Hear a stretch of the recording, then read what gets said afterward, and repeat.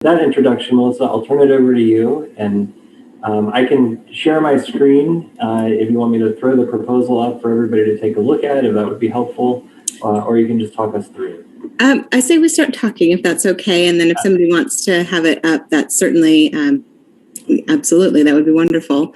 So yeah, last time we met, so hello to everybody I've had a chance to meet, and thank you, Gregory, for that lovely introduction. We kind of just threw out a bunch of ideas saying we could do this, we could do that. You know, you guys kind of tell us where you're at, what you want to do, and let's go from there. I think one of the ideas, at least, and Danielle, correct me if this isn't public knowledge or whatever, was just kind of maybe an offsite event of some sort, and that can look many different ways as well. But I mean, nothing is off the table. What's nice is it sounds like you guys are looking at springtime, so April, May time period, and it looks like at least what I'm familiar with at this point is that the fundraising goal to net is 140. Again, very doable. That's a really realistic number. Sometimes I get people that are like, we need $500,000 in 5 months. It's like, great. What deep pockets do you know about? Let's go from. So what we kind of have to develop along the way, again, depending on which way you go, is what your community already has for you to be able to do this. I think last time we met, there was already some like artwork and baskets being done where I guess a parent organization was using that for maybe staff development or some other earmarked projects of that sort. So, I just need to know, is this kind of all encompassing and now everything's going to be wrapped into one, or is that still going to happen while we're also trying to do this? So there's just, kind of a lot of back and forth. I feel like that I've got questions for you, and I know you guys will have questions for me. So I kind of just wanted to open it up with, is there a clear direction you guys were thinking you want to head, or are we still trying to narrow that in?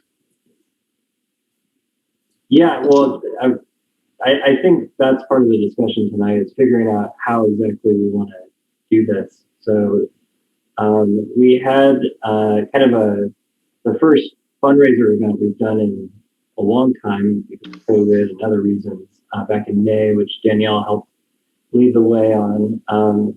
And so we were trying to figure out, okay, well, what are we going to do for next year?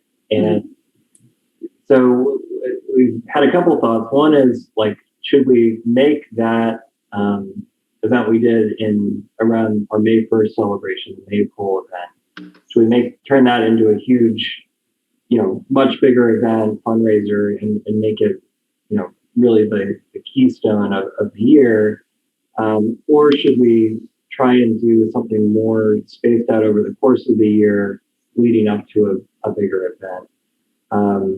So I'm curious to hear your thoughts on those two different strategies, because I'm sensitive to like the wear and tear of continuously asking people for money. Yes. And I know many people, myself included, was like, okay, here's the one time I'm going to ask you for money this year, and I'll leave you alone, I promise. Yeah. I understand. And certainly there are pros and cons to both. So I'll walk you through some of that. And again, not knowing your community as well, obviously, as clients I've worked with in the past, and I'm really going to lean toward you to be able to help guide me through those things. So a continuous campaign where you're fundraising year round, it tends to be only about 2 or 3 campaigns, and they look very different. It can be one where you really just are harnessing the energy and successes of your alumni, and you're really going, because they're not on campus. I mean, you're still communicating with them. You're still communicating with those families. You still want them engaged and part of your community. And there's that's totally different than from asking, say, for a tax credit. And then that's totally different from whether it's a sustaining fund or a capital campaign where you have a specific need you're asking for, or, a great event. So I kind of throw those all out at you at once. I know it's kind of tough to digest, but So when you do multiple campaigns, they have to look very different. They have to be tapping different resources. And so that's why I said, most of my clients are 2 or 3 at most, where they'll have the alumni engagement, the tax credit, and then either some sort of like a sustaining fund or a capital campaign or an event. They're not going to do all 3. They're going to choose one of those and make one of those successful. There are clients that just have that one and done giant event, whether it's a gala or some sort of festival that then ends in a live auction in the evening for the adults, while the children are cared for, maybe on site. Again, this is more if you have the ability to have it on site by either staff that they. And again, it's kind of interesting because I know that you guys don't rely heavily on technology. So, some of my clients would put on a live action Lion King or something, and the kids would watch that while the live auction was going. So obviously that would need to be tailored to what your community is holds true and dear, and how that might look. Or again, we could have it offsite, but then you have to look at things like, okay, that excludes maybe having as many kids there. How much do you want to involve them? I mean, they're stakeholders too, and I think it's good for them to understand it's important that they have a sense of what's happening and why this big gala is happening for their benefit, those kinds of things. So that's kind of where I think that for me is a kind of the crux point for a lot of my clients, is how inclusive of the entire community they want to be, or if they just really want this to focus on that one big fundraiser and understand that the parents, the grandparents, the aunts and uncles, the adults that are in the community are the ones ultimately writing the checks.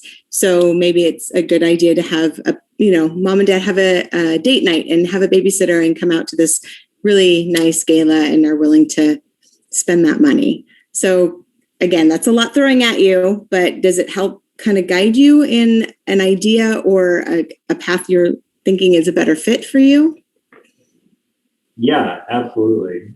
And I look forward to everyone else's thoughts. But my gut reaction to that is it makes sense for us to do a tax credit campaign, because why would we give up on that? And it's a very unique, distinct thing, but those funds are limited in certain ways with what you can do with them. And then to have a bigger, sustaining fund type of event that would be for general operating fund, not necessarily for a capital improvement project, at least for this coming year, because we've been blessed with a lot of surprise money from the federal government in the form of ESSER funds, which we're going to use for capital improvements this year. And if we can do those 2 things and shore up our bottom line and give us a little more flexibility and freedom to do the things around campus that we'd like to do that are a little bit more difficult, whether that's thinking about adding more specialty classes or additional supplies for the classrooms, a variety of kinds, or whatever it might be. I don't want to earmark things too specifically, just because I know that there are a variety of needs around campus, and I don't think most of them are, particularly high dollar needs, but I don't want to pigeonhole these funds. But that's just my take. Everyone else, please jump in. Oh. Thank you. And hi, Melissa. Thank you for joining us. Can you hear me okay? Yes. Oh, so I had just several ideas for being on campus that it would be an offsite. We used to alternate that, and we definitely want to continue the events we have to bring the community together, collaborating with parent council.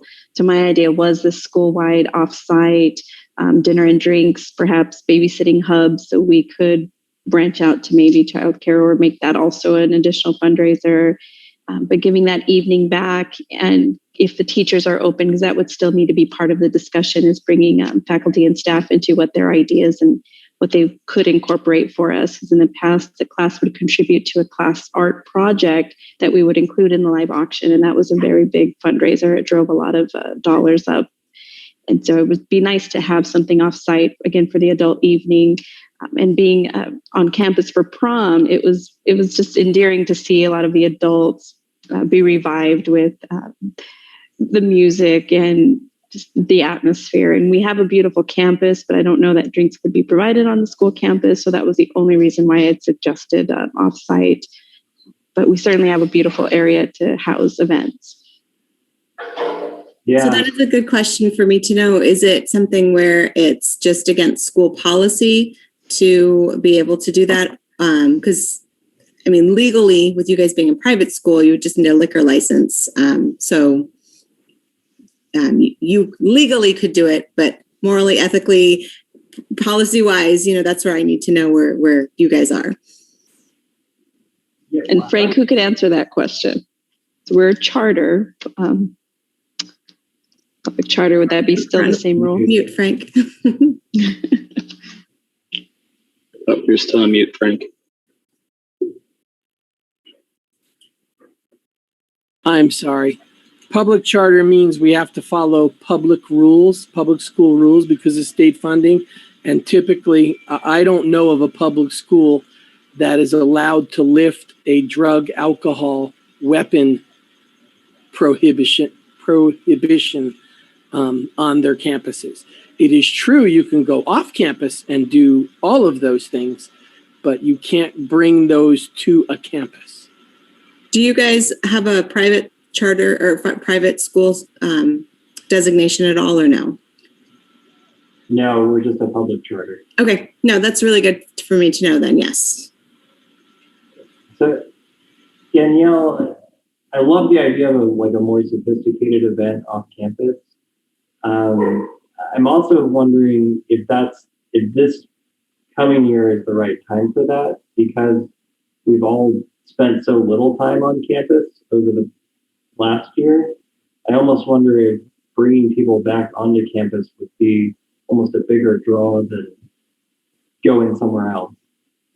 Well, again, I don't know what parent council has planned, but usually there is a fall harvest or welcoming back, winter fair in the winter, Martinmas, Michaelmas, and other events that we do have participation from the community. But absolutely, I mean, I'm open to all kinds of ideas, but I anticipate that those events would still continue. Right.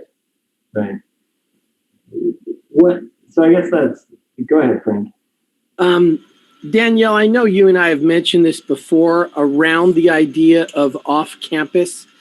And I know there are theaters in town, whether it's Hale Theater in Gilbert or the one downtown Phoenix, that we can buy a Sunday night all to ourselves at $30 a ticket and then sell it for $90 a ticket to our people.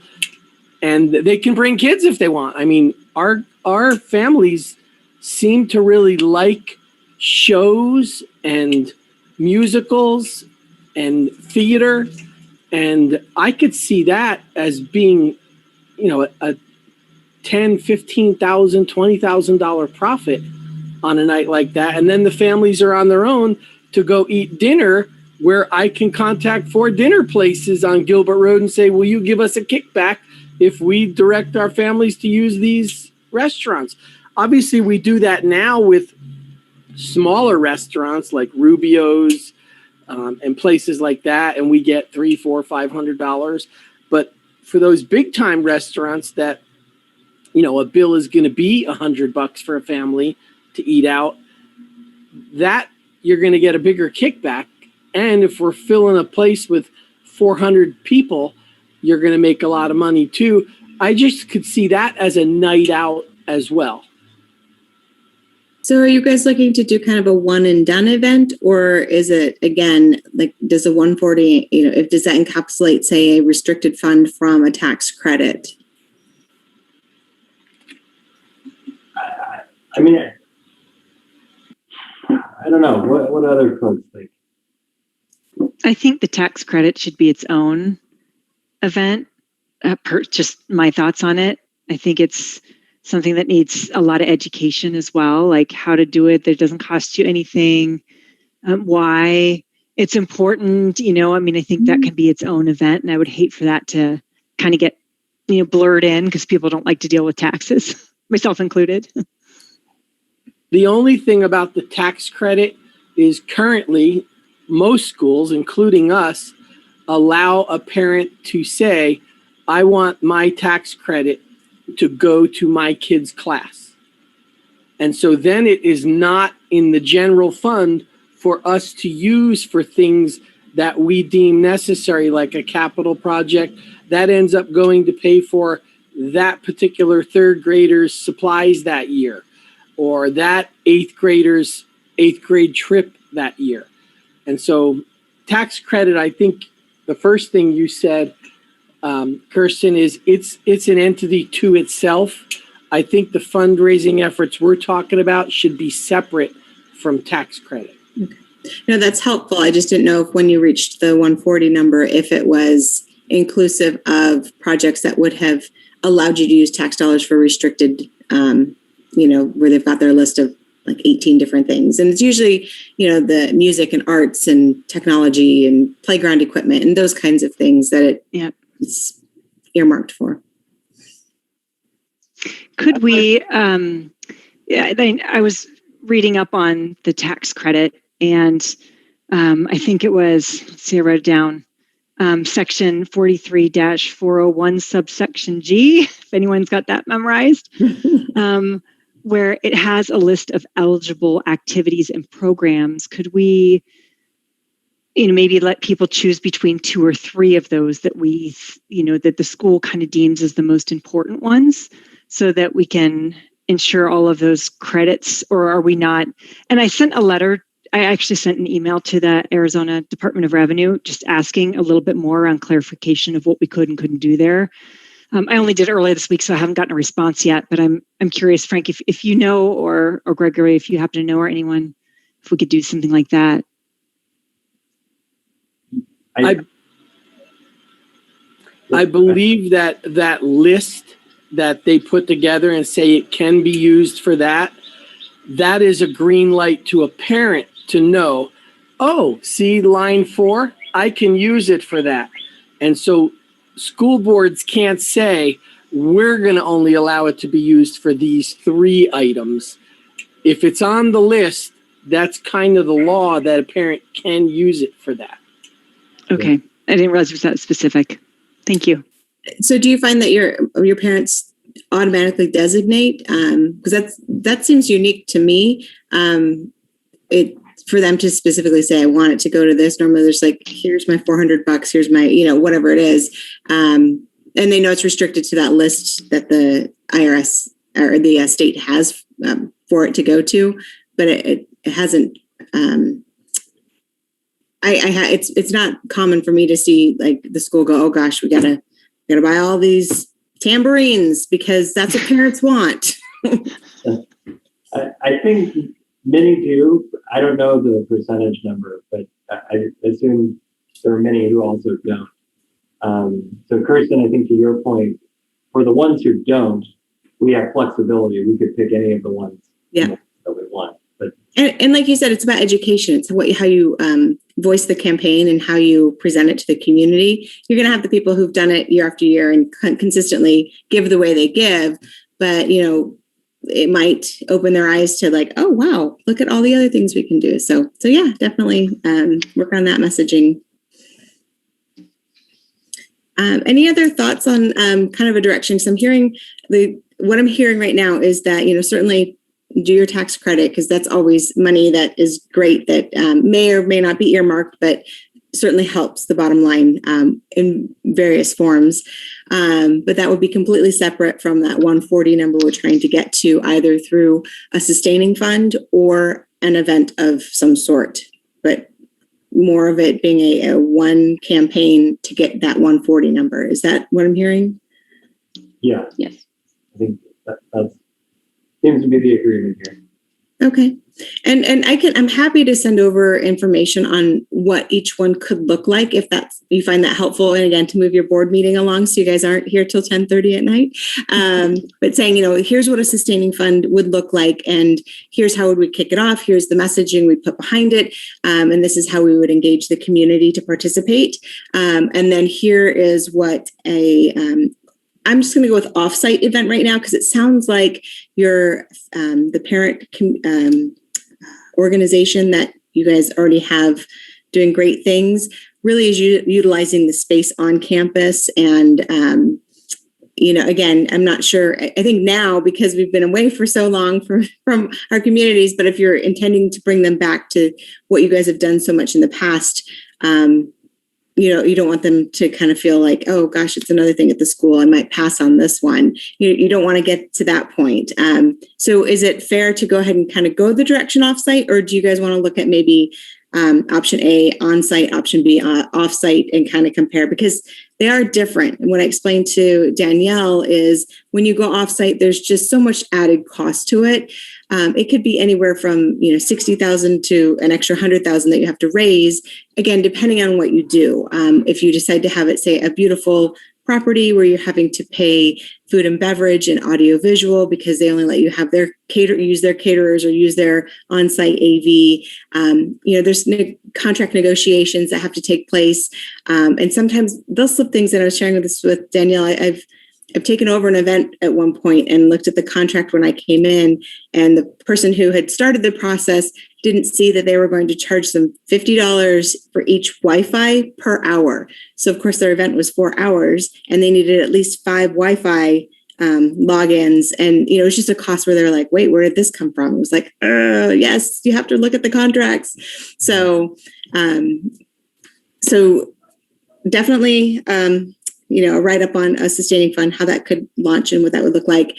And then do you want to just stick with an offsite event and kind of a scope of that? Or do you want to see what maybe on-site and offsite could look like? I think a comparison would be good. Okay. So we can. Yeah, because again, we're still missing the teacher and faculty collaboration of what they would want it and what they would be willing and how they would participate too. And parent council. Yeah. Perfect. I have a few questions, if you don't mind. Oh, please go ahead.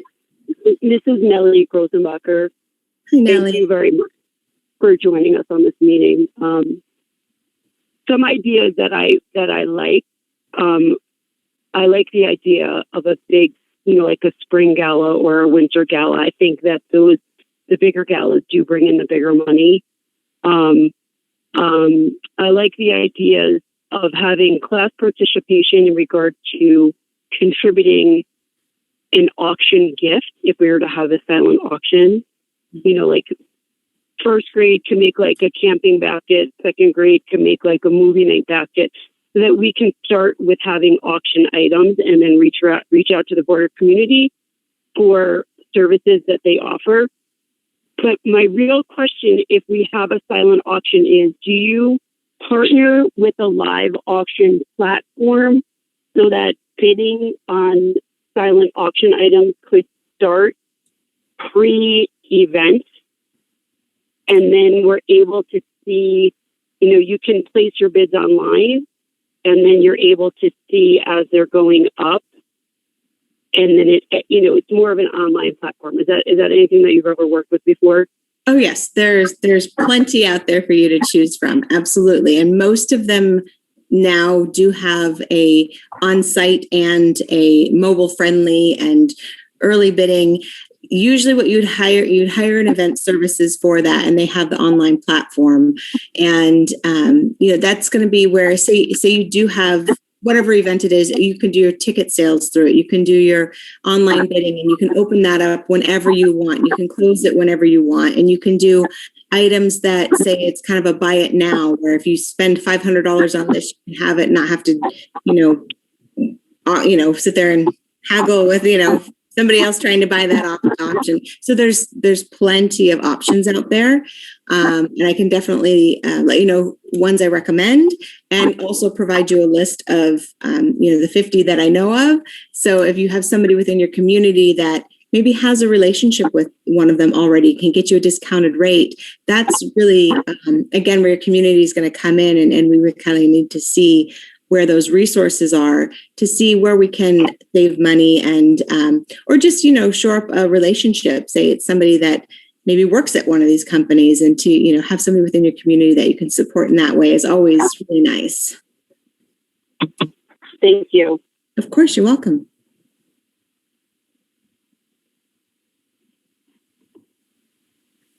All right. So, Melissa, it sounds like we need some more information on possibilities before we can really make a decision on what we want to do. Yeah, I'm happy to get that to you guys. It'll probably be early next week. Is that okay? Yep, that's fine. Okay. And I'm trying to think what other information we would need, at least by our next board meeting, to pick a direction and go with it. So, what would you need to get started on something, Melissa, so that we can make sure we are marshaling those resources? Since we as the board only get to meet every couple of weeks, and I don't want to delay this too long. Are you guys able to vote electronically? Is that an option, or is that just not desirable? It's not an option. We have to do a 24-hour public notice and all meet together, and the public has to be able to view it. So, yeah. Okay. Yeah. I'm aware of the public noticing. It's just, I know there's, certain scopes that you definitely meet those requirements, and then other things that the board does have authority to just make decisions on. So I wasn't sure where this fell, but you're right. It's being a budget item. I'm sure it's needing that. Yeah. So I think, again, more information is needed. So I will get you information on, like I said, a sustaining fund, an offsite and on-site event, along with online bidding platforms, event platforms.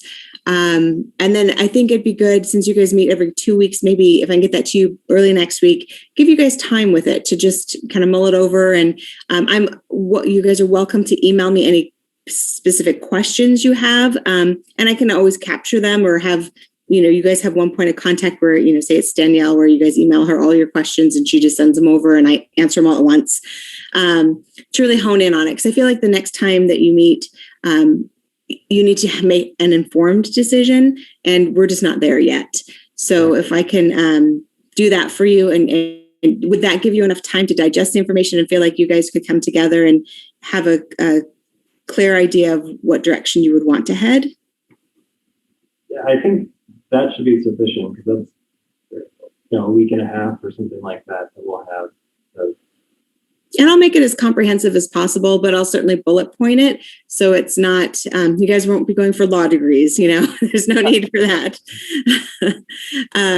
But yeah, if I've missed anything or something is not stated clear enough, absolutely, just however you guys want to work it amongst yourselves to have a point of contact to get questions over. I will be as responsive as I possibly can, just knowing that we're under a tight timeline for you guys to be able to have the information, digest it, and then have enough to make a decision. Perfect. And do you run tax credit campaigns, or is that something that you generally leave to? I have, again, it's more, it actually has fallen more toward to the accounting side of clients I've had. I've certainly helped them come up with like marketing campaigns behind it, or really capitalize on Giving Tuesday or Arizona Gives Day. Those kinds of things is where I come in. But they're pretty well self-run, because again, somebody in the organization, typically your accountant or a treasurer or something like that, knows the nuances of what needs to be funded and how people are giving within your community. So it tends to be more internal, but I'm happy to support it. Again, with messaging or just understanding other campaigns that are happening out there, to be able to really elevate and leverage the giving spirit at certain times, especially here in Arizona, very philanthropic community. Perfect. Got it. All right. Any other questions for Melissa? Well, we have the benefit of her being here. And again, I'm available to you. So I'm going to throw a lot of information at you. So write your questions down and we'll get them answered. Perfect. All right. Well, thanks so much for being here, Melissa. This was super helpful. You're welcome. All right. And I will be in touch. So have a good evening. Enjoy the rest of your meeting. And I'll be in touch. Take care. Good night. All righty then. Okay, so let's jump back to the other, or one of the other big items on our agenda this evening, the budget for the next fiscal year, 2021 to 2022, which Monique sent over. And she told us that she would like us to approve this evening, which is the way the process works is we have to approve the proposed budget, and then it sits for a couple of weeks, and then it gets finalized, and then we would approve the final budget, and then that gets sent to the state. And so if we approve the proposed budget this evening, then that sets us up to approve the final budget at our next meeting on June 30th, and then we're well ahead of schedule for sending this to the state. So,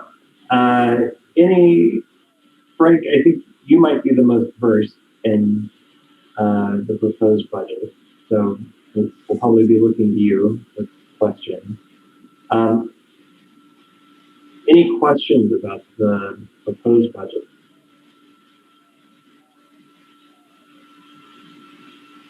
I do. I was just kind of waiting for anybody else. Sorry. Jump You knew in. I was gonna.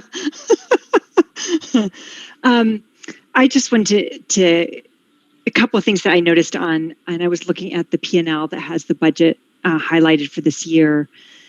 With the wonderful addition of sports and choir, I didn't notice anything on the budget for music supplies or sports supplies. I was wondering if we should allocate some funds for those two things, since we'll be having those this upcoming year. Well, actually, there is a line for athletics that we included in that line, the costs to belong to the CAA Association, costs for, I think we're predicting 6 different teams that we're recommending, the Ultimate Frisbee Golf, soccer, golf, tennis, chess, and there was one more. I want to say it was either volleyball or cross country, but we're budgeting for $700 coaching stipend to coach it, and then of course most of the supplies for those type of sports are something the kids provide: cleats, golf clubs, tennis rackets, tennis shoes. The things we would have to purchase would be golf balls, a couple of chess sets. These are not large expenses. And I can't remember the exact amount we put on the line, but I want to say it was $10,000 or $12,000. And some of that was just carry. Do you know what line that was? Because when I'm looking at the music specific line, or the sports line 188, I didn't see which one it was. So I just want to make sure I It could be under athletics or extracurricular. I don't believe it. Okay. Maybe it's an extracurricular. And the other thing is, most schools now charge $75 to $150 for someone to participate in those things. And so my thought was we would charge the low $75. So if you wanted your son to play golf, it would cost $75. And then if you had 10 golfers, well, that would pay for the cost of the coach, which is the highest cost there is, the $700 stipend. Considering it's an after-school event, and most schools charge for after-school events now, that's in line with what the rest of the state is doing. And there are schools that charge $150 to $250 per sport. And so we still would be on the low end, as we're not trying to make money off it. We're trying to break even. The other thing is we have some money that's a carryover from this year's sports because we didn't have them. They were all canceled. So it's not like I had to increase that budget greatly.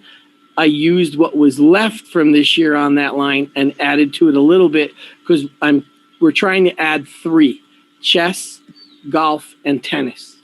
Frank, is that not including circus or is that separate? No, that's something different, and that Okay. would be an after-school event as well. That kid, because that's not part of the CAA competition Okay. That's totally different. This is just that would be our own after school event.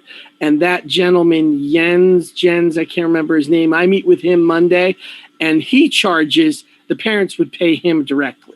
Okay. We wouldn't And- take that money. And the stipend is per sport? Yes. Okay. Yes. So the golf coach would get $700. The tennis coach would get $700, etc. Again, the costs for the events can be minimal, because it's my hope to work out a deal with the 2 golf courses right next to us and South Mountain Community College to use their tennis courts. And those facilities work very well with high schools in the area, because they want people enjoying those lifelong sports like golf. You know, a junior in high school typically becomes a golfer the rest of his life, and hopefully they'll use the Legacy Golf Course the rest of their life and pay their abhorrent fees for forever.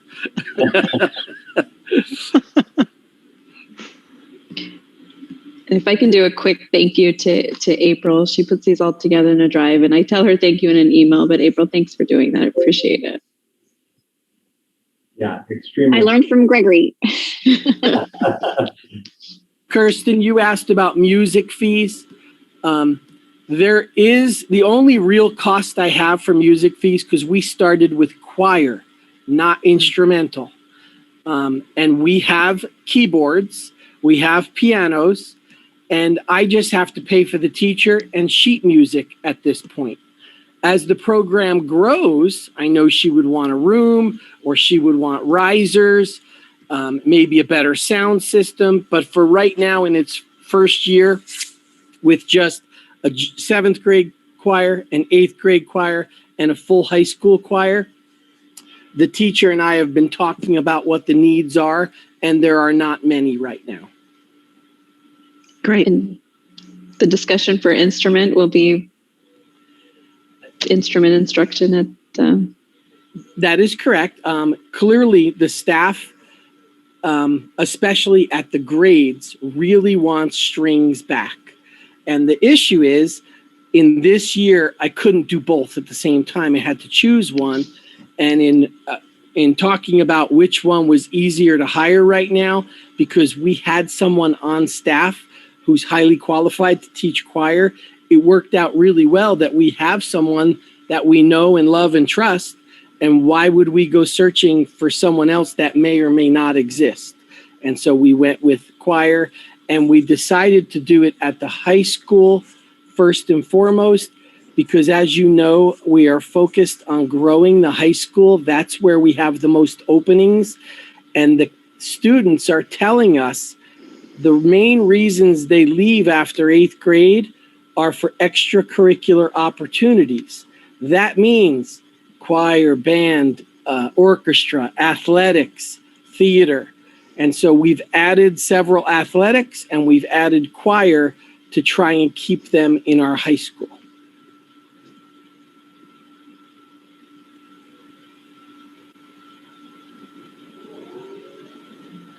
Did you guys freeze? No, Thanks. still taking it in. I was waiting for a longer list. So blacksmithing and glass blowing and jewelry making. Well, believe it or not, that's not a reason people leave. Those aren't necessarily, you named a lot of Waldorf electives. You don't typically find those in Mesa District or Chandler District or Phoenix District. Again, that's why we're such a gem in the desert. It's true. Frank, I have a question. I don't know if you want me to hold off until you give your report, or since we're just talking about extracurricular activities, if I just ask now. Sure, go ahead. I know that it's great that you're bringing in these things. What if the children wanted to open up a club for themselves? You know, like I know one of my kids is really interested in this tabletop card game. What if he wanted to start a club after school? Would the school be open and accessible if they had a set time and day to open up clubs that they were interested in? It has been my parent facilitating. It has been my experience that clubs are very useful, and following a club that the kid wants is very useful. And the only thing I would say that should be at our forefront of thought is that you have to have a group of kids, a minimum of 3, 4, 5 kids who want to be in the club. And you have to have a sponsor who is an employee of the school. Because they're going to be there after school with these kids. So they should have all of the employment papers done that we have to follow laws on, the fingerprinting, the first aid, all those things we require to be an employee.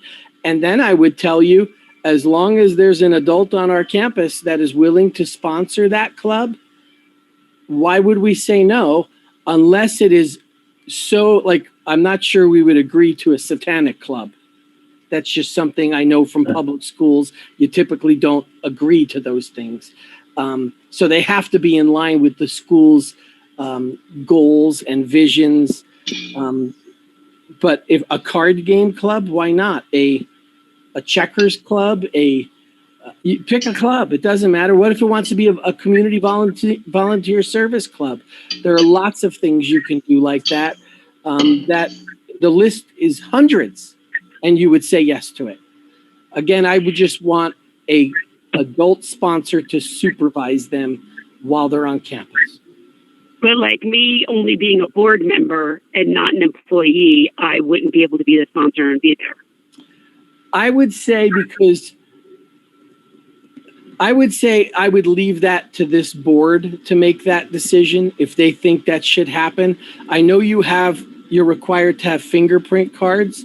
So obviously you've cleared a step of safety protocols that are important. Maybe it's about, should you have the other things, the CPR, the bloodborne pathogen, in case there's accidents, that you would know what to do in an emergency situation. Typically, we have all employees have those type of things. They're 20-minute sessions online. They're not hard. But I would say as long as you qualify for that, if this board says, Frank, we could live with that, then why would I differ on that? Okay, thanks a lot. Yeah, and we can look into that more, Nellie, in terms of, if there are people on the board who want to do that yourself or others. I know that we have to, as board members, go through a background check and do fingerprinting and everything. So let's take a look at that. But let's circle back to the budget for now. So Frank, one of the things that I've heard over the last year or so is that some teachers seem to be struggling to get supplies that they feel like they need for the classroom. So could you tell us how that's addressed in this budget? Yes, if you go to the supply line, you'll see I increased it greatly.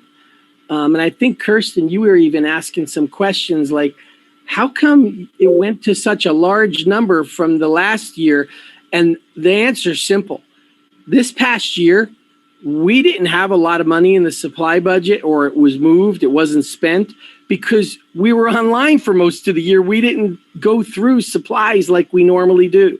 So we increased that budget to $2,800 to $3,000 per classroom. And also I increased the budget greatly for supplies for maintenance and operations, to do things like we never had shampooing the carpets in the budget. We never had stripping and waxing the bathrooms in the budget. Evidently, we just did it at the end of the year and took it from wherever. So I have budgeted for those things now. There's a couple of air conditioners that could go this fall. And so I have put that in the budget in case that happens. So you will see, and I know, Kirsten, you've noticed some of that. Like, how did that jump from $8,000 to $13,000, or from $10,000 to $20,000? And I picked round numbers because I'm just guesstimating that with 2 air conditioners going, that could be another $6,000 per air conditioner. And if it doesn't go, great, that'll be carryover for something else. But we are being, because this is the first budget I'm doing with you guys, I'm being overly cautious to not overspend. So it's my hope by me increasing some of those accounts that there'll be leftover. And that would be just great if there was leftover. I'm not promising that's going to happen because you can never, a pipe breaks, an air conditioner breaks, a roof leaks.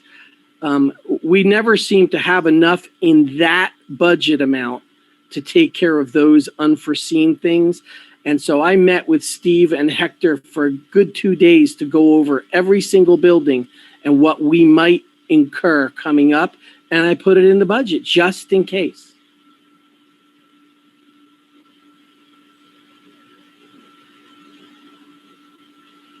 Kirsten, did that answer some of the questions? I know Monique was going to answer you in more detail when she gets to talk to you, but in me glancing at those questions, it looked like you were wondering, well, how did that jump that much and why? And those are some of the lines I'm talking about that jumped because we're thinking ahead on some of this stuff. Yeah. And I mean, not for this year since we're, kind of wrapping up, but for me, it would be really helpful. There's like 15 supplies and general supply lines on there. And it's hard to kind of back into like, what are those for? So it'd be great if even like we could have an additional column that has notes like these are, improvement supplies or something like that, just so then I'm not hassling you guys with an email of 50 questions. Kirsten, you're asking the same things I asked when I first sat down. Evidently, there's a supply budget for admin. There's a supply budget for EC, the early childhood. There's a supply budget for grades. There's a supply budget for high school. There's a supply budget for maintenance and operation. There's like, depending on the category above it, I would have assumed there's one supply budget. Yeah. But no. And then the miscellaneous lines too. Kirsten, I go directly to Monique. We've been on the phone quite a bit and she'll answer a lot of those questions for me directly. And she prefers the phone call. It's just easier than interpreting it in an email. And so yeah, just an idea for the future. So we don't all have to call her and ask her the same question every time. There could just be like a note section that would be just a little bit more transparent. For the sections I asked on. Is that on this sheet? I guess I didn't see that. I think that's which sheet are you looking at, Danielle? I'm sorry. Oh, that's okay. I've got too many open right now. I'll get back to you on that one. No worries. Thank you. Are you talking about the monthly budget we get, Danielle, the spreadsheet? Because that has the specific notes in it where she details what the different items are, and that's very helpful.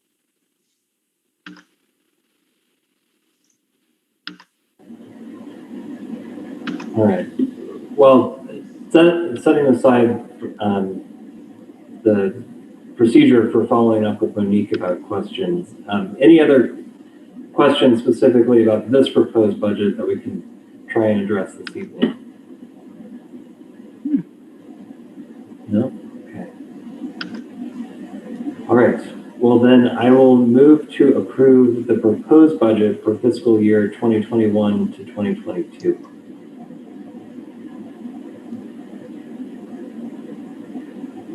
Good second. Thank you, Dan. Any other discussion? I think I did see Kirsten's name misspelled on the contact page. I let Monique know that already. She's aware. Great. Okay. Yeah, we'll fix those typos before we circulate this for signature and before we submit it to the state for sure. No other discussion other than that. Okay. All right. All those in favor? And Nellie, we'll have to hear your voice. I'm an aye. An aye? I'm in favor, yeah. Okay, very good. All right, so it's unanimous then, the motion passes. All right. Agenda again. All right. Frank, how's enrollment looking for next year? You're still on mute. I'm so sorry. We are still right at 300. I was hoping that would be climbing to 308, 310. It is not, although we did have 2 tours last Tuesday and this Tuesday, and several of those people, I want to say there were 8 families total, and at least 5 of them are close to finishing their paperwork. Our issue is we only have a couple of spaces open in the grades. So if the family coming through is not in the high school, they're going on a waiting list. We're really crossing our fingers to get more high school students. We do know that there are a couple students leaving in the grades, whether it's a family moving out of the country or, and obviously those students haven't necessarily withdrawn yet, but we have notes next to their names. But the good news is on the families we know about that's taken place, we have students on a waiting list to fill in right behind them at the grades. The high school, we have about 6 kids in limbo that we're not sure if they're staying or they're going yet. Most of those are from the 8th grade class, which is where we see a large amount of turnover every year in choosing the high school. Will they stay with us? Will they choose a school that has basketball or baseball or an orchestra? Because those tend to be reasons why kids leave. At least that's what those families told us when we sat with them and polled them to say, what could we add? What could we do different? So we could lose, well, here's an example. We have 19 kids enrolled for the freshman class. That's wonderful. That would be the biggest class we've had there in 4 or 5 years. But we're expecting at least 6 of those. They're enrolled 2 places, with us and with a arts school. So there's a chance that goes from 19 to 13 because those students are looking for something else. So I'm just taking that into account right now. And you will notice that the budget, if you hadn't read that, was based on 280 kids being enrolled. So we were conservative there again. Just this week, Monique and I changed it from 287 to 280 just in case, because we do not want to be short. We'd rather have the extra money than not enough money. So we're being ultra conservative on a budget with 280. I have no doubts we will not be below 280, 0. I'm still hoping we will be over 300. Hey, it's June 15th. We still have a month and a half, well, actually almost 2 months, and we're crossing our fingers on high school kids starting to come. We did get 2 more this week, one on a tour and one a student who actually used to be a DMS student who has made the choice to come back. Very good. Well, it's encouraging to hear that we're sitting around 300. That would be a remarkable improvement in and of itself. If we can keep it going or keep it steady, that would be excellent. Thank you, Frank. Okay. Can I say one more thing about enrollment? Of course. I know a lot of people, even my staff has been asking, Frank, how are we able to afford a choir teacher, athletics, all these things you're trying to add? And really, the big issue is when you go from 244 kids in January to 300, that is a lot of extra money coming in. I've always referred to a student as a gold brick, and that's what it is. If you have enrollment, you have those state dollars. And so this is nothing magical that Monique or I have done. This is good teaching, good families, people enrolling in our school. When you enroll, you get state dollars.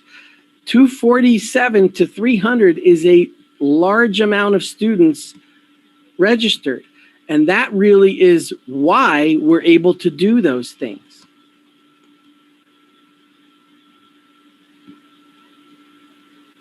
I couldn't agree more. All right, let's turn. Got the budget enrollment. Okay, so Frank, you sent us some materials about the wood shop, right? Yes. And a capital improvement expense to be coming from our ESSER funds on that. So what is I think there's a total amount, is it about 50,000 that you're looking to have approved? That's correct. Let's separate them out. I want to say, and I don't have it up in front of me. If you do, what was the block wall priced at? Was it like 7,000 or 8,000? Let's see, the block wall. Well, I have one here. It looks like there's a couple of components to it. It looks like it's 26,500. Right. That's for two things on one. One line item is the block wall, and one is the cement pad. I see. And that just 7,000. happens to be the same vendor. I can't remember the name. Is that Oscar? No, I can't remember the name. Armando's, yes. So he priced out two things for us. And first, before I go further, you need to know why I am going to small vendors right now. I've been dealing with Willaming, which is a very large construction company, and he has costed all of this out for me. And the prices are just really high. And so in talking to one of the guys I have known for 30 years on Willaming, he said, Frank, you're right. This is a tough time. All these prices and these companies, including mine, is charging a lot. You might be better going to smaller licensed contractors that just do one thing and get a price from them. And he was absolutely right. The cement pad that is on there, which is the pad and the footers and the grading, and that is the pad for the metal shop, the metal woods shop. It's made of metal. It's a steel frame. That pad was like $18,000 less than what Willaming wanted to charge us. And the block fence was like $8,000 less than what Willaming wanted to charge us. So I'm putting to you two really the best bids that are out there for that. To refresh your memory, the block wall is the fence by the high school that is ready to fall down. And there would be a double gate there for a vehicle to drive through and a walking gate, like you have an RV gate. If you have a house with an RV gate, it would be that type of with the wooden slats that come down. So it is, number one, aesthetically very nice. So it will make the outside of that school look really good. Number two, no one can just stand on the other side of the fence and stare at our kids, which has happened with some homeless people and etc. So we're upgrading that area because of the functionality and because of the aesthetics. Then the pad I just went into, that is the pad for the metal shop. That is much cheaper than what we found from Willaming. And then the other one that I sent to you is the actual bid on the metal frame for the wood shop. This is a company that just puts up metal frames. They do not do the pads. They do not do air conditioning. They do not do electrical. I have to now look for bids on those things because Willaming came in at $200,000. Well, we're not spending that on a metal framed wood shop. That's just astronomically out of the range of what we need to do. I think this building we can get done by code for $100,000 total. And so that's the metal framing, that's the pad, that's the air conditioning, that's all electrical power, that's water, that's the architect plans that we get to keep, that is the fire alarm system that would have to go in it. That's remarkable to put that size building up for under $100,000, especially since the lowest bid I have is $199 right now. And that's not even for the building. That was with the metal frame place that I was buying. That was just for the concrete, the power, the air conditioning. They wanted $199. So I'm finding I have to go with smaller companies right now.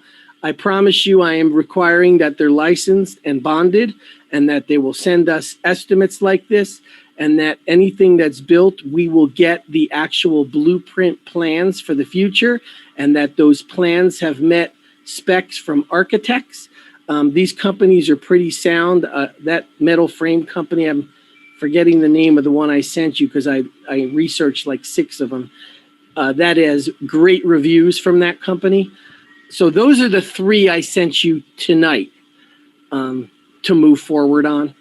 We're already moving forward on the fencing in the front of the school. Willamang's bid was the lowest, believe it or not.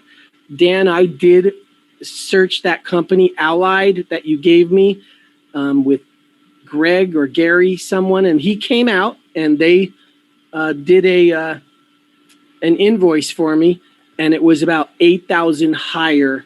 He wanted 31,000 to put up with. I think we're agreeing to 23 or 21. So he wanted almost 10,000 higher. But he did come out and say, that's what it's costing us for our materials, sir. So that's the best I could do. So I went ahead with the low bid that you approved at the last meeting. Good. All right. Well, any questions about these 3 invoices, or 3 invoices for the wood shop building? Mr. Tanner.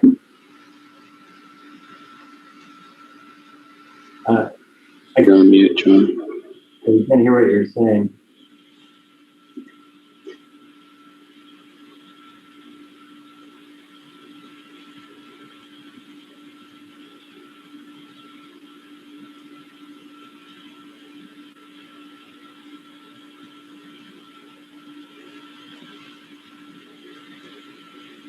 Okay, how about now?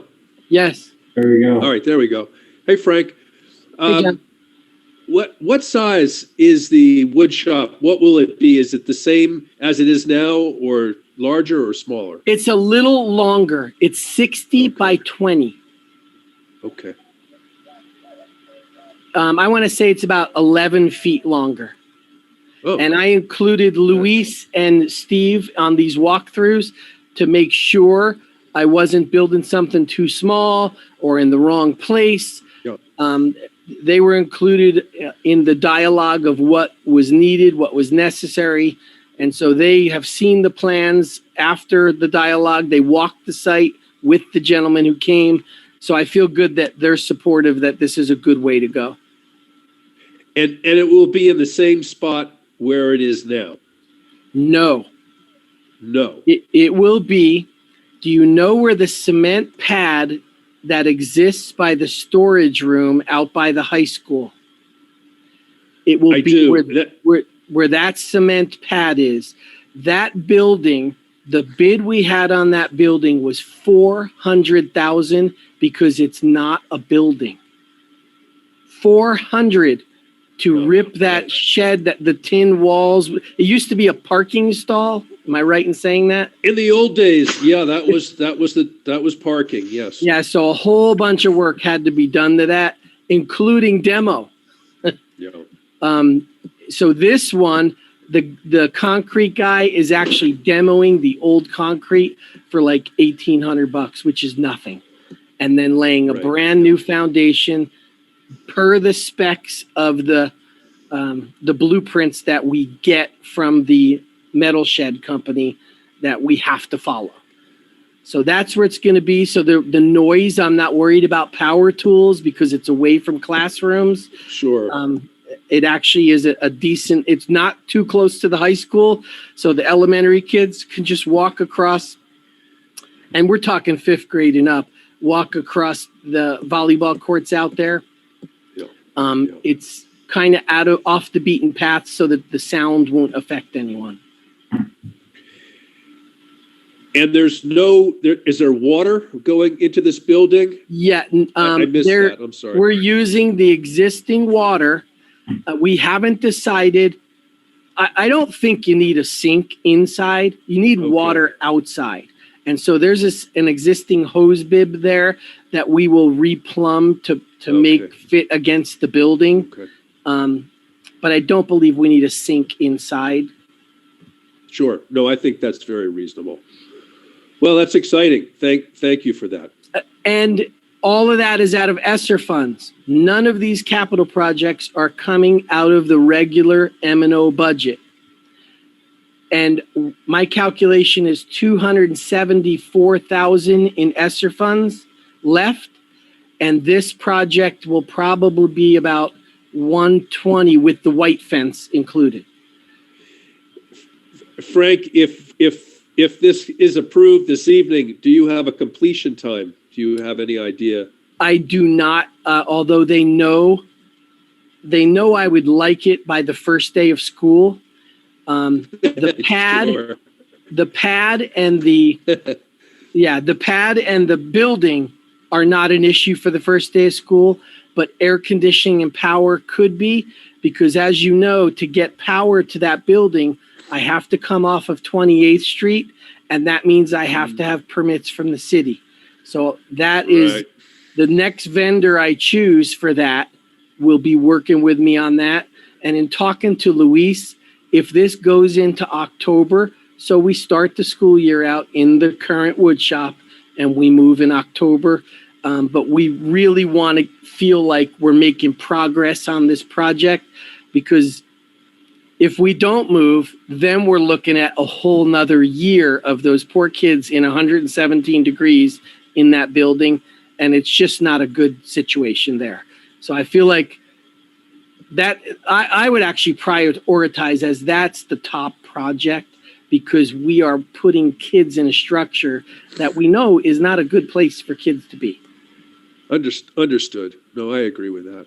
So it sounds as if January 2022 could be the kickoff for the new. It could be. If there are Yeah. delays with the city, I could see that we're in there a yeah. whole semester.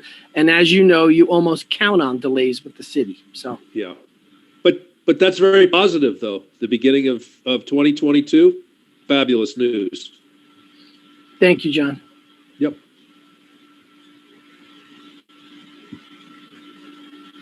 Out of curiosity, what are the plans for the existing structure once the new structure's up?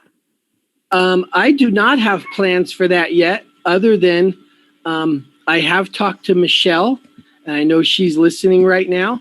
I know they would love to make the barn bigger and give the animals a little bit more space, and or that building inside has become hornets' nests and wasps' nests and scorpions. If Michelle doesn't want to use it, we at least need to tear it down and not let it be the old garage that's attached to our, when we grew up, our parents never cleaned out.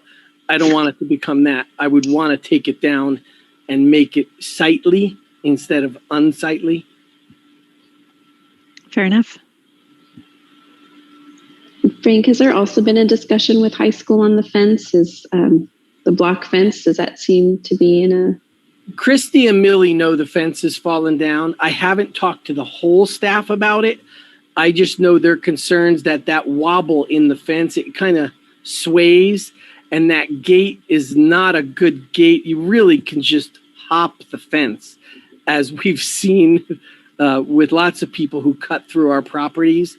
And so the wall we're choosing is something you would see in a newer home development that people surround properties with, so that it is aesthetically nice. Does that make sense? Yeah. Is there a diagram or a picture or a reference? He didn't. No, there is not yet. And we chose cream. We're going to match the color. The paint will match the buildings at the high school. And it is a 7-foot wall. And it goes from the property where the house is just past that big water pipe where the gate is, maybe 3 feet past that.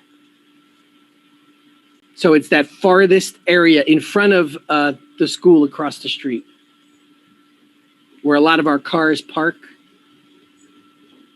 right in that area. And he did not give me a diagram. I'm sorry. He just... That's okay. I'm having a hard time seeing that as a beautification with a block wall. So, well, it certainly will look better than the fence that's there. And while I really like the white horse picket fence thing, that defeats the purpose of the barrier on that street that people would just jump over and or come to the fence to talk to our kids who they shouldn't be on our property, that other side. So I did have some safety concerns there, especially the jumping the fence. That a 20-year-old jumps that fence in a single bound like Superman. Not so much me. Mr. Kenner? But Danielle, they could have a mural project down there, you know, in Sounds time great. or something like that, that might make it inviting and you know, their own ownership, so to speak, of that's a possibility. I leave that up to Mr. Maurizio, but yeah, that there are things that could be done. Well, as John, you're aware, because they brought it to LDC, they have 2 projects they want to do right now, but there isn't enough space on the existing buildings. And so they were asking, should we take off an old mural and put up a new one? And this might just solve that problem for them. Not to mention, you know, we don't have any signage for the high school. And the part of the wall that is on the street, we can get either something painted or a really nice banner or something that we put on that wall that identifies this is Desert Marigold High School, because we don't have signage down there at all. Thank you. All right, so Frank, we need to approve the block wall, the cement pad, and the metal frame building, right? Correct. Okay. So I will move to approve $50,000 expense for the block wall, the cement pad, and the metal frame building based on the invoices discussed with you. I'll second. Thank you. Any other discussion? All right, all those in favor? I approve. I agree. Okay. And all right, and Danielle's joined us, so that makes it unanimous. Thank you, everyone. Okay. Moving right along. All right, so the last budgetary matter for the evening, we have received the next legal invoice in the litigation matter that's pending against the school by a former employee. It is for $8,575, which sounds like a lot, but our attorneys have been working pretty hard on this case, and they're giving us their usual quite deeply discounted rates for it. Unless there are any questions we can address in the public forum without going into the details of this matter, looks like I'm not seeing any one ear for those types of questions. So I will move to approve the invoice from Squire Catton Boggs in the amount of $8,575.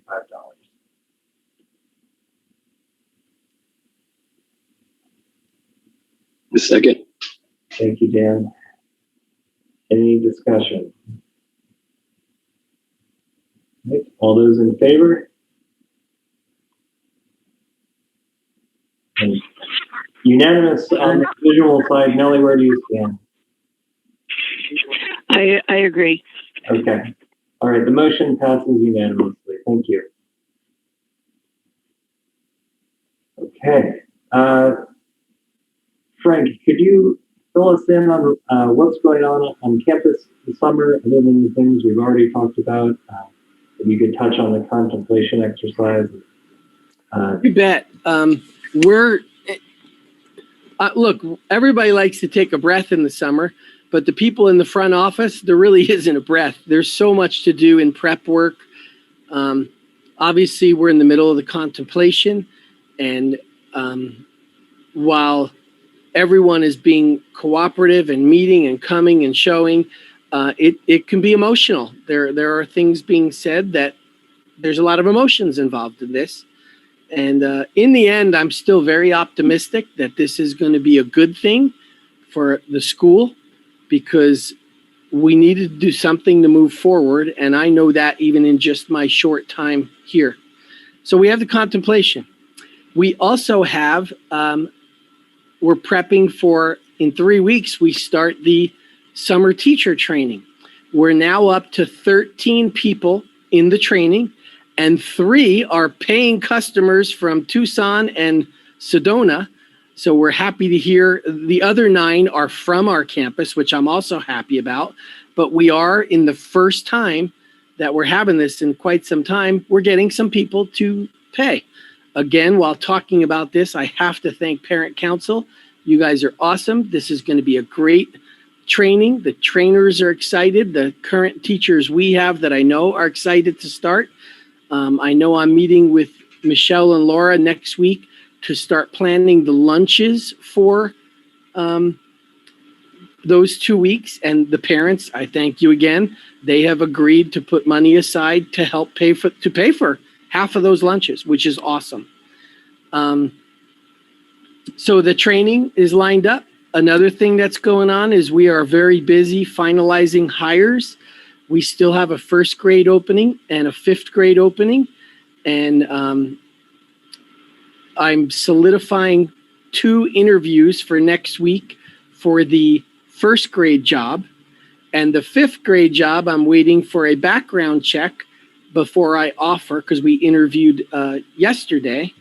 And we're ready to offer for the 5th grade. So we're almost done hiring these 2 teachers. That has been yeoman's work. I can't tell you how many interviews and how many people that just didn't fit what we needed to do. And we didn't want to panic and just hire anybody. We want the right person. And it's just been very hard to find Waldorf trained people. I will tell you, all 3 of the people we're interviewing and are close to hiring have agreed to attend the Waldorf training starting 2 weeks from now, if they are successful in getting the jobs. That's one of the questions we've been asking straight up. Are you willing to get trained? So I would say with the hiring, the contemplation, remember this week was our audit from Brett Backlund, the CPA. And overall, it went well, but there were a couple things we got dinged on that we need to do a little bit better. I don't think it's a big enough ding to cause a problem, but as you know, all audits, it's never perfect. You always find this file didn't have that and that file didn't have this. And so we're working on that. But Brett is a very nice man. He was here for 2 days this week, Monday and Tuesday. He's completed this session. And now Monique will reach out to him to say, when are you coming in November or October to do the second part? Because the second part is more about the budgetary things and Monique's side. Our stuff was more about files. We have so much going on in ordering and fixing rooms. Steve and Hector and even Luis. I hired Luis to do some extra work on our. We like to, evidently I've been told, we need to sand down all our picnic tables and benches and restain them so it looks nice and so kids don't get splinters. And so we're working on that, not to mention the inspection of all the buildings and all the things Steve and Hector are doing, the shampooing of the carpets. It goes on and on. We're busy. We're getting ready for school already, and we'll be there by August 11th. We will be good to go. Boy, that took a long time. I'm sorry. Frank, is the leisuring going on also with the painting of the classrooms? Yes. As a matter of fact, Jean and Tammy did their own room yesterday, and I just happened to go in there to check on them, and there's paint dripping off their face and off their feet, and it was actually pretty funny. It was cute, but they were working very hard on it, and the high school has already done some of that. Millie and Christy have taken care of their side. They really like doing that. I know it seems like, oh my gosh, what are they doing? They like it. It's part of a ritual for them, I believe. And I'm telling you, I went in that room where it was hot and bothered, but there was no frowns on their faces. They were laughing and smiling and painting away, and it looks great. It looks great. And we've done that as a parent for our class and helped the leisuring. Yep. Thank you. Mm-hmm.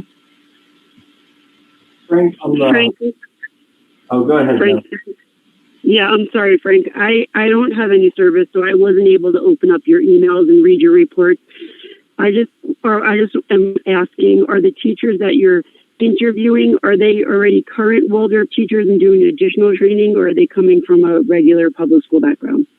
Well, we interviewed several Waldorf trained teachers. I shouldn't say that.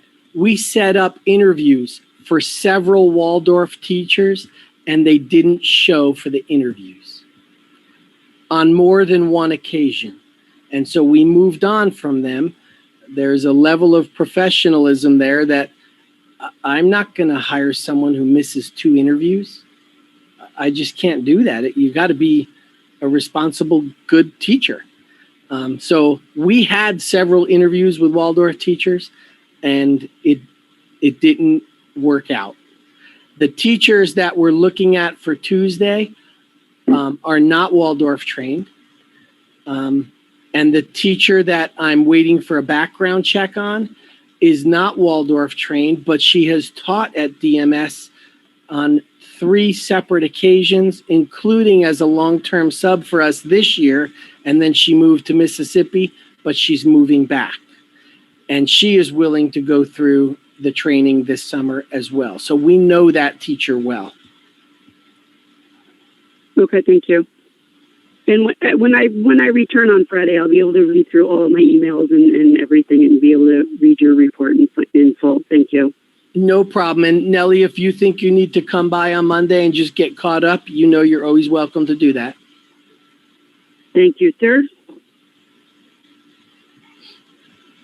Frank, on the return visit to the auditor, let me follow up with you on the timing for that, because we have a reporting obligation to RSF, our principal mortgage holder. Okay. And I think that has to happen by the end of October, if I'm not mistaken. And so they need to have the finalized audit in their hands by the end of October, I think. So You bet. I'll let Monique know that because she schedules this with him. So I'll make sure she knows we want this done in the beginning of October so it's ready to meet that date for RSF. let me double check the date. But, Okay. It's at the end of October. You're right. End of October. Okay, great. Yes. Thank you, April. RSF annual report. That's what you're talking about, right? Yep. It's on there. You told me to put it on there, so it's there. Okay, April. All right. Any other questions for Frank about what's been going on campus? Okay. All right, so let's turn to the mitigation plan for next school year. So let me give a little bit of background. So way back over a year ago now, I think it was ADE acting on executive orders from the governor said every school needs to have a mitigation plan in place for the 2020-2021 school year. So we created one over the summer. We implemented it. We modified it a couple times as things changed.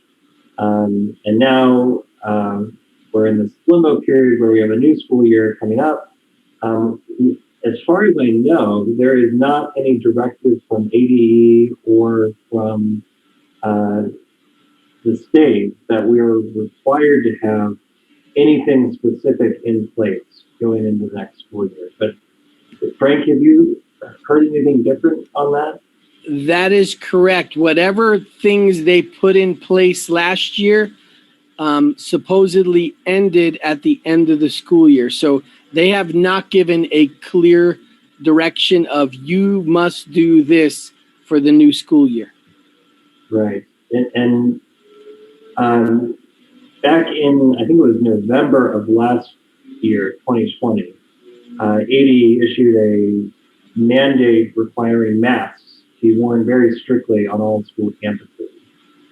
They rescinded that order in mid-April of this year as the vaccine rollout happened. So there's currently no requirement that we do anything going into next year. That's not to say that we shouldn't do anything or we shouldn't have a plan, but there's no specific requirement coming down from the top. So I know we're a little bit short on time because I like to keep these meetings 2 hours or less, but so let me just throw out my general thought on this, where we stand, and that's we're still in the early summer. We've got almost 2 months before school starts. We've got time to see how the vaccine rollout continues. We've got time to see where the case numbers land and all the other metrics.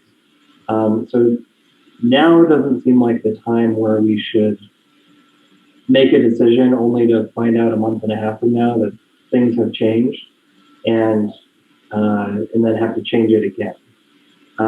That said, I know people want to make plans for where they want to be and what they're comfortable with.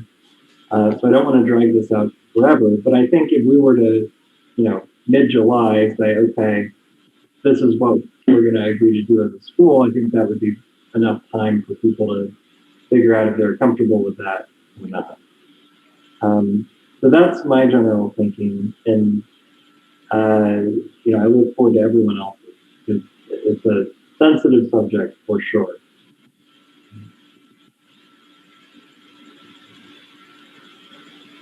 Mr. Tanner, go ahead.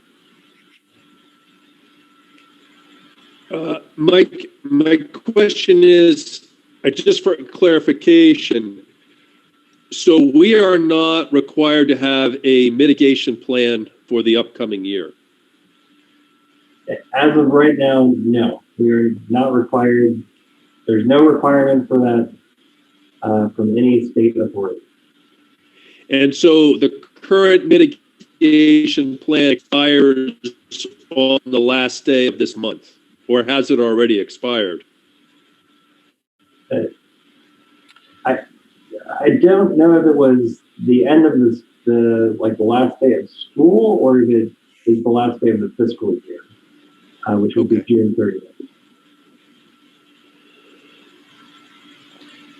I actually think it's the last day of school, but that is different for different school districts.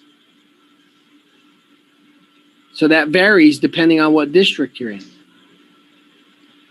All right, fair enough. Time is running out either way. So sure. Okay. And Frank, you don't have any sense from your connections that there's going to be a mitigation plan required? They're pretty quiet on this one. The districts that I still have connections with and talk to believe that the school year is going to begin in a back to normal way.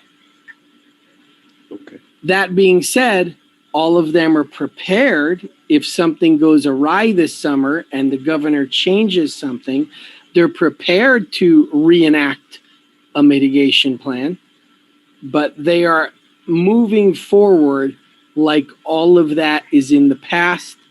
And as you see across other states and even just going out on the street to a store, we seem to be heading more and more in that direction. Thank you.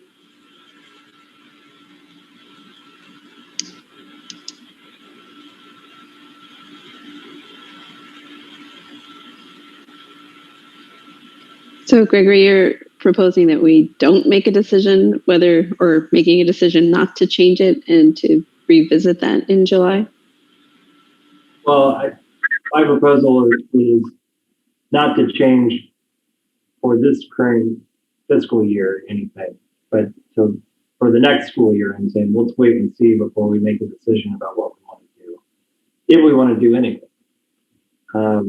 Because, I don't know what the world is going to look like then. And if I have learned anything in this role over the last 18 months, it's that anytime you try and make a decision, things change shortly thereafter, sometimes the day after. So I would just wait and see when we're a little bit closer to the start of the school year. I mean, I guess maybe I'm reading the subtext of what you're saying, Danielle, but it sounds like you're asking, like, what about people who are on campus right now? Do we want to change the rules for them? No, not so much at all. I'm just, if it's unclear, if the mitigation plan ended, then are we deciding to continue an ended mitigation, or are we saying that, yes, it is going to be back to normal? Or do we want to give families more time to make those adjustments if that changes things for them, or giving them more notice if that changes things for them? Yeah, I think that's the question. Do we keep the current mitigation plan for the next school year? And what are the reasons for continuing it? Do we modify it? Do we drop some pieces of it and keep others? We've, as a board, received a number of emails on masks specifically. I know there are a number of people who object to the continued requirement of wearing masks. They would like to see it at the very least be optional for the next school year. No one that I've heard of seems to object to frequent hand washing or cleaning. But masks seem to be quite controversial. But I think you have to take the requirement or not to wear masks in the context of what does the community spread look like? Countywide, we're in moderate transmission right now, but it's some of the lowest numbers we've seen the entire time we've had numbers for the pandemic in America. So I think you take that into consideration, whether or not you require anybody to wear a mask, especially, or for what length of time. Like, another consideration is, vaccines are currently available to anyone in Arizona age 12 and up. And that is one form of significant protection against the virus. Masks are another form of effective protection against the virus. Depending on what the community spread looks like, I think you can make a rational choice either way of saying, okay, if community spread is very low, we don't need masks, regardless of, vaccine availability. Or you could make a choice that says, we're going to require masks for people, age 5 to 11, because they don't have the option of getting the vaccine, and we want to make sure they're protected. And, theoretically, when the vaccines get approved for, I think they're thinking it will be sometime in September for any age, then you would drop the mask requirement for those ages. I think those are both rational. I think it's also rational to just say drop the mask and requirement entirely, because community spread is low and the risk to children is generally quite a bit lower than for any adult. So, so that's my take on the situation. I don't think there's a clear answer on what we're supposed to do or what the best choice is. I know there are lots of opinions about what is the right choice and what is the best choice.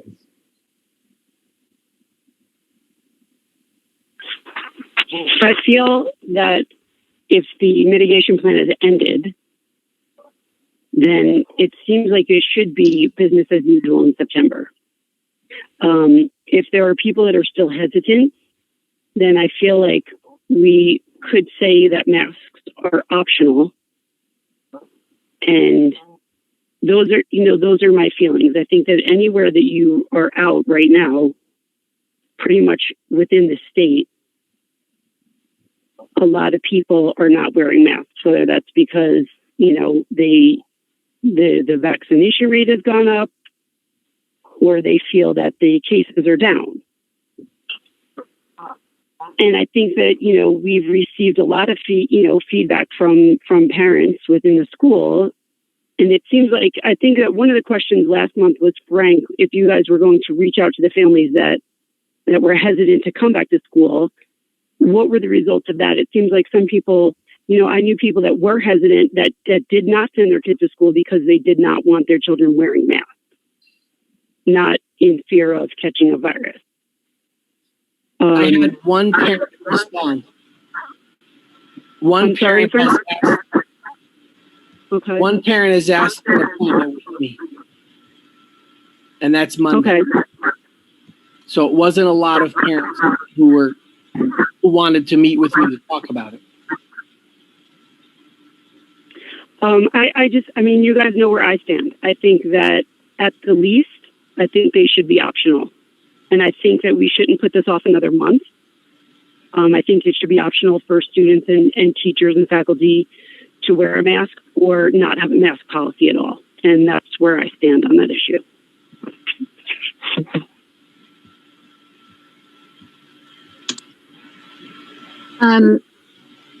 Based on just my experience as a board member this year, Gregory, you spoke a bit about this, but we were just constantly getting new information, whether it was federal or from the state or from the governor. I mean, it was all over the place and it was constant. I mean, we would have things on our agenda and like that day an executive order would drop and we'd have to change course. So I'm with Gregory in regards to waiting a bit. I don't think mid-July is asking too much because everyone's still catching up. I mean, there's going to be a lot of information coming out, I assume, before school. I mean, we just got an update today from ADE and U.S. Department of Education with another plan.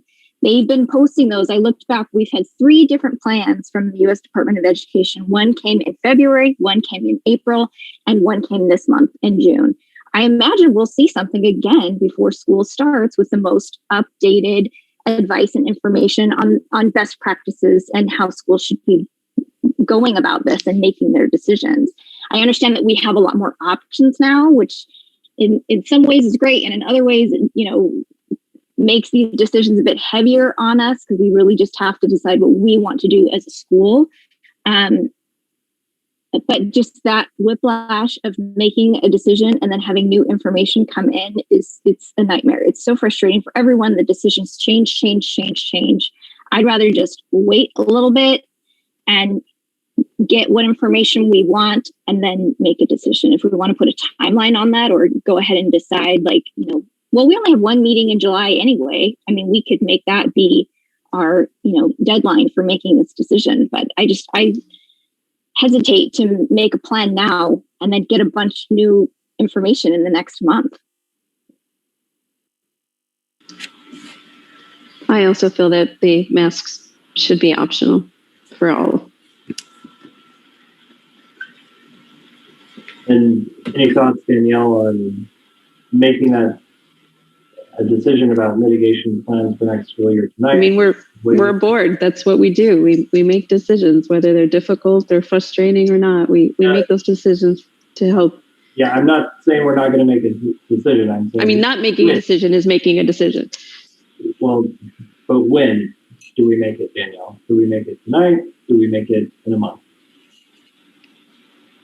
I feel that if the governor has dropped the mask mandate for the schools, I believe that was back in April, and the plan is over for this month, then I don't see why we can't make a decision. We can't make a decision tonight. And I understand that information comes and information changes and information changes. And I feel that if anything, we've all learned to be flexible and realize that we have to be flexible over the past how long this disaster of a year has been, 15 months.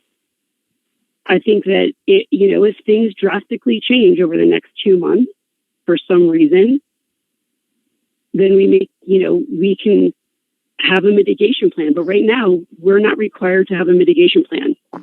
So it seems like at the least, masks should be, can be optional for those that choose to wear them. Are we also hearing from faculty on what their preference is? Do you want me to speak to that? Absolutely. Well, I didn't take a vote. I just listen when people talk to me. And I would say the consensus is everybody wants to get back to normal. That means no online. That means no masks.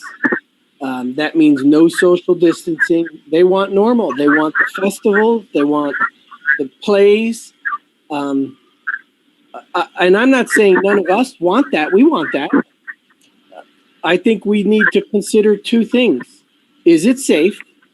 If it's safe, we should make the decision quickly because we could lose parents who would say, I'm going to school that's telling me now that there's no masks. Remember, there's plenty of those. For the families who would say, hey, you're not having a mask, I'm going to go to a school that is going to have masks. There aren't many choices for that. Everybody I know of is going maskless for next year, unless something changes. That's the big thing. And April and Greg, you hit on it. It could change. Are we ready? Would we be ready to re-implement our old mitigation plan? The good news is we have one written. We would just have to change the dates. But I am a little worried about losing some families, to be quite honest.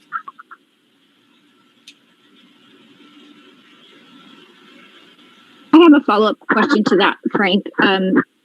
Since you said, you didn't interview teachers in particular, but you were just listening, is there a general idea of the difficulty of getting children who are opting to wear masks to wear masks? I know at times it's difficult when there's, maybe only half the class, their parents say, okay, I want you to wear a mask, and the other half, they're choosing not to wear a mask. Then how does the teacher work that out? How do they uphold the parent's standard for maybe that kid who is on the spectrum or has ADHD and they, yes, mom, yes, dad in the car, and then they get to school and the mask goes, woo! And how do teachers track that? Is there concern about that? I'm just curious if you've heard anything about that. That last month of school was very challenging because the governor made a statement and lifted it. And so many families felt that this isn't the law anymore. I don't care what the local school is doing. They would tell their kids, don't wear it. And so teachers would have a struggle with not a lot, but maybe 2 or 3 kids in 8th grade. I would actually say the most was EC. There's a lot of kids. It's just hard to get them to do anything at that age. And it is restrictive on a kid at that age. And so, yes, teachers struggled through that. And, they talked the kid into it, or they asked me to come talk to the class, and it would work for 2 days and then the mask would be off again. So the last month was really difficult.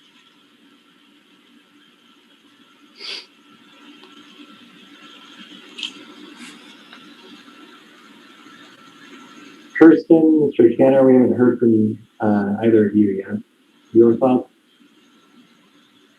Gregory, I'm of the same mind that you are. I think there's no harm in waiting for July. I think most of these families are probably signed up for 2-3 different schools anyways, if they're that on the fence. So for me, that's not quite as concerning, but I'd rather make a decision than with all the information we can and make an informed one-time decision than constantly be revising, because we get blowback from that as well. So I think I'm in agreement with holding off until July.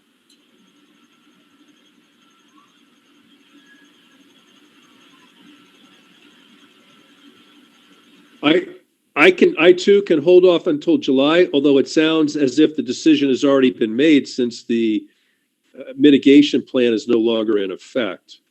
So it's really more of a question of, do we reinstitute some variation of the mitigation plan in July? Yeah, I think that's right, Mr. Tanner. It would take something affirmative. I think we can always say that and we can always say that we are going to continue to encourage hand washing, and if someone wants to wear a mask, then they, by all means, they're invited to do so. The particulars, as April pointed out, yeah, that can get tricky. But I would never tell anyone on campus, take your mask off. I mean, that's not going to happen. Yeah. Well, after listening to Danielle and Nellie and Frank and others, I think I'm changing my mind on this waiting, because I think clarity for families is really key here. And in the absence of any clear guidance, any guidance at all, really, from the state on having a mitigation plan or what it should look like or what it should include or any kind of requirement of that. My thought is now, after our discussion, that we simply say we will return to business as normal in the fall, barring any directive from ADE or DHS or an executive order from the government. But of course, providing that any student or faculty member who would like to wear a mask will be welcome to do so.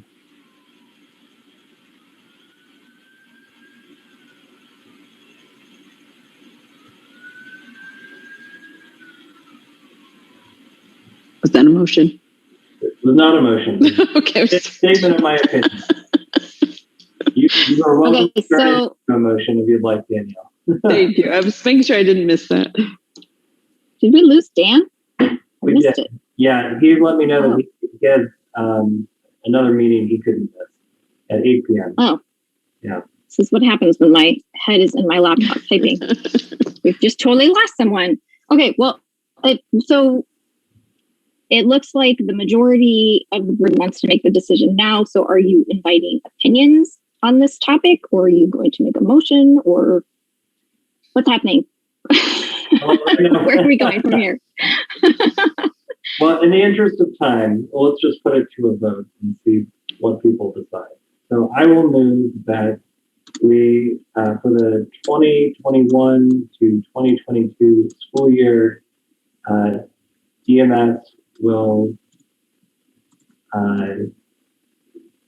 return to the normal school environment with no COVID-19 mitigation plan in place, provided that any student or faculty member who wishes to wear a mask may do so, and we will continue to encourage the cleanliness procedures that we've had in place, which is hand washing and surface cleaning and all of those things.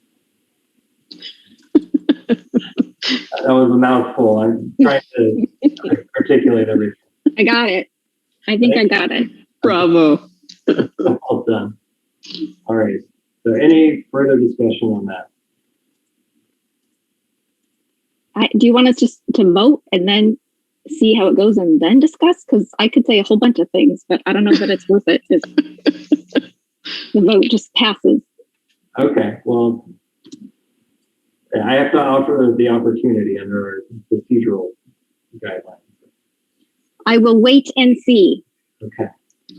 All right. Well, all those in favor?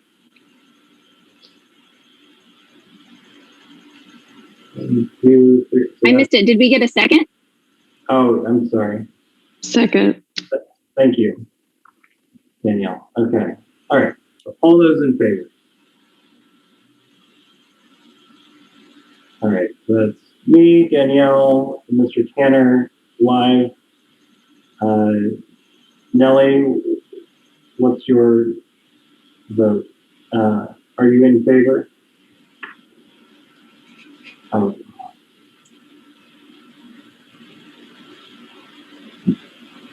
Nellie, you're muted. Can you unmute yourself?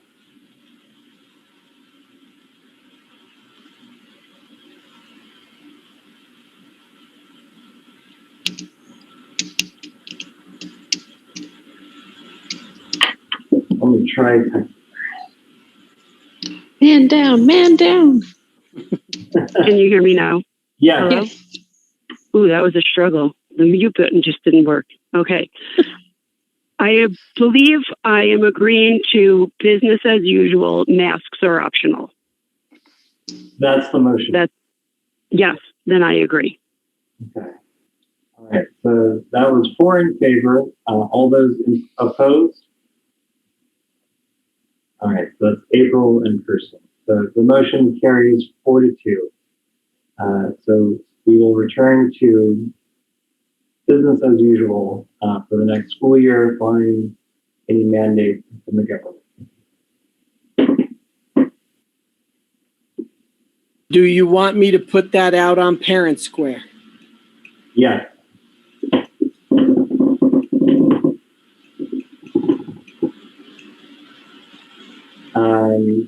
All right. Well, thank you everyone for a productive discussion. And I know it's a sensitive topic. And, I'm sure the community will appreciate us for providing them clarity one way or the other moving forward. All right. Okay, our last agenda item for the evening, discussion and approval of the minutes of previous meetings. All right, so I will move to approve the minutes of our June 2nd, 2021 meeting.